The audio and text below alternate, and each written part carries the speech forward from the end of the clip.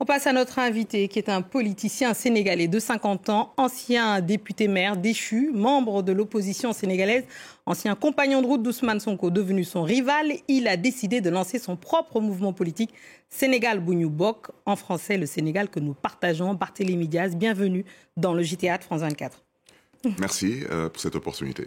Commençons par l'actualité et cette séquence hallucinante qu'on a vécue à la Maison-Blanche entre Donald Trump et les 5 présidents africains, dont le président sénégalais. Comment avez-vous vécu cette séquence? Écoutez, ça dépend dans quel sens on observe cette scène. Ça peut ressembler effectivement à du mannequinat diplomatique. Ça peut aussi ressembler plus ou moins à une opportunité, mais pour moi, le plus important, c'est quelle suite sera éventuellement donnée à cette rencontre.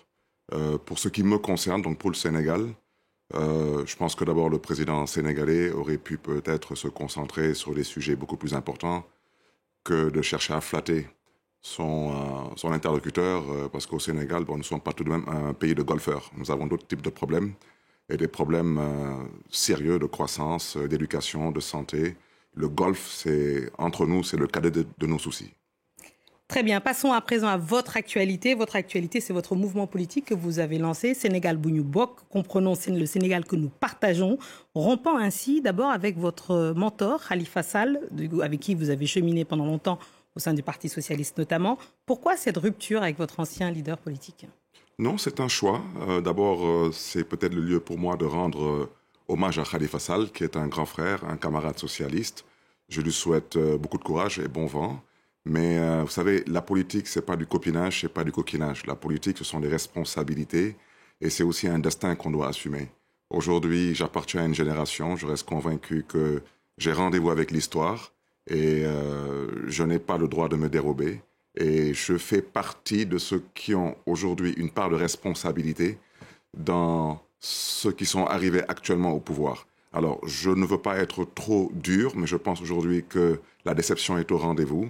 Et pour moi, ainsi que d'autres compagnons, se débarrasser de l'actuel régime est devenu pour nous une œuvre de salubrité publique. Alors on en parlera, mais d'abord avec ce mouvement, quelles sont vos ambitions? Est-ce que par exemple vous envisagez de vous présenter à la présidentielle de 2029 par exemple? Mais par la grâce de Dieu, si le bon Dieu me prête longue vie et une bonne santé, je compte briguer la magistrature suprême. Et j'espère pouvoir convaincre le maximum de Sénégalais autour de ce projet qui se veut un projet inclusif, participatif. Sénégal bu ñu bokk, c'est le Sénégal en partage. C'est de partager une vision, partager une ambition, partager une volonté commune de servir et non de se servir.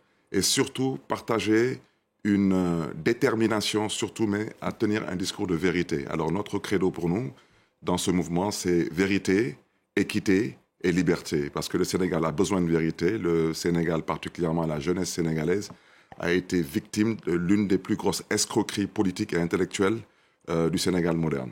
Donc pour nous, on a besoin de vérité. C'est-à-dire que la victoire de Ousmane Sonko et de Diomaye Faye, c'est une escroquerie, c'est ça que vous êtes en train de dire? Mais c'est une grosse escroquerie. En quoi est-ce qu'une escroquerie? Ils ont gagné et vous étiez avec eux d'ailleurs. Mais déjà, aujourd'hui, je suis désolé, ils avaient promis monts et merveilles. Aujourd'hui, la jeunesse sénégalaise particulièrement est dans une déception totale. Nous avons aujourd'hui un constat qui est là. Ça veut dire aujourd'hui, nous avons une situation macroéconomique totalement désastreuse, le gel des financements. Pourtant, il y a des bons chiffres qui sont annoncés, notamment de croissance. Vous savez, la croissance, elle ne se mange pas. Vous comprenez? C'est de la littérature politique. Pour moi, aujourd'hui, il s'agit d'abord de vérité. Ensuite, il s'agit de réalisation. Vous avez cité des noms, je souhaite ne pas les citer, excusez-moi l'expression par mépris, parce que je considère que mon peuple mérite mieux que ce qu'on nous a servi. Et aujourd'hui, comme je l'ai déjà dit, la situation macroéconomique est totalement catastrophique. Le gel des financements, c'est une réalité. Aujourd'hui, nous avons les institutions de Bretton Woods qui nous ont totalement fermé les portes. Nous avons aujourd'hui une baisse des activités au Sénégal, entre autres le BTP et j'en passe.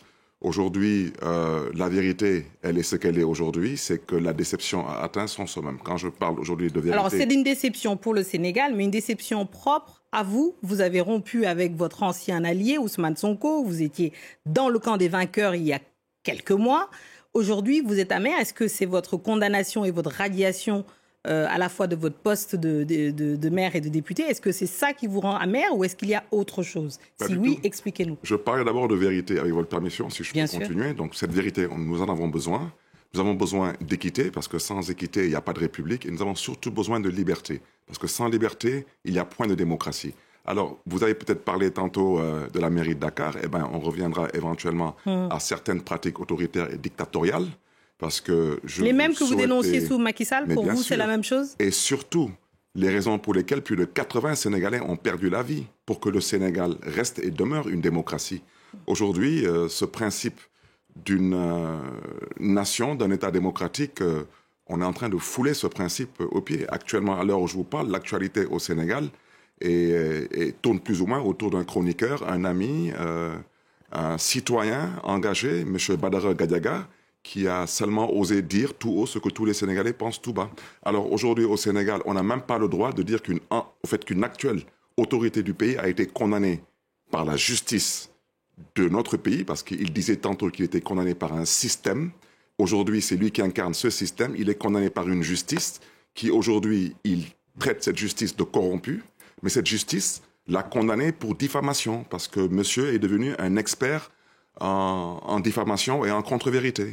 Mais vous-même, vous avez été condamné par la justice Alors moi, je n'ai jamais été condamné, excusez-moi l'expression, la diffamation, c'est pour être correct. Non, pas la diffamation. Vous avez été condamné à 6 mois, et là, est-ce que vous craignez pas une inéligibilité, par exemple, pour vous? Non, pas du tout. Actuellement, celui qui est inéligible, c'est lui qui vient d'être déclaré inéligible par la justice du Sénégal. Cette même justice qui nous a tous condamnés pour des raisons diverses.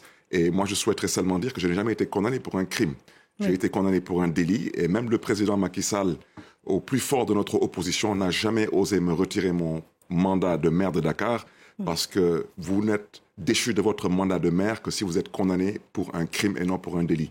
Mais comme nous sommes dans la République de la justice des vainqueurs, vous savez, le retour de bâton, le karma, vous inquiétez pas. On n'est pas du tout pressé pour ça. Pour l'instant, ce qui est le plus important, c'est de pouvoir aujourd'hui constituer une alternative crédible et surtout avoir aujourd'hui une posture durable, fiable aux yeux des Sénégalais pour pouvoir éventuellement aspirer à conduire ce peuple vers une prochaine alternance. Alors, qui vous soutient aujourd'hui? Avec qui êtes-vous dans cette opposition sénégalaise? Alors, dans cette opposition, aujourd'hui, je suis avec des acteurs politiques, des acteurs de la société civile, des citoyens épris de justice, de paix et de démocratie. Aujourd'hui, mes objectifs, pour ne pas dire mes cibles, dans un premier temps, c'est ce que j'appelle le peuple des 46%. Ce sont tous ces Sénégalais et ces Sénégalaises qui n'ont pas voté pour les tenants actuels du pouvoir. Ensuite, ma seconde cible, c'est tout de même ce que j'appelle les déçus, les trahis et les frustrés des 54% qui ont été abusés. Et bien sûr, la dernière cible, c'est ce que je considère comme étant les primo-votants. Le Sénégal est un pays très jeune. Plus de 50% de cette population a moins de 19 ans et plus de 75% a moins de 35 ans.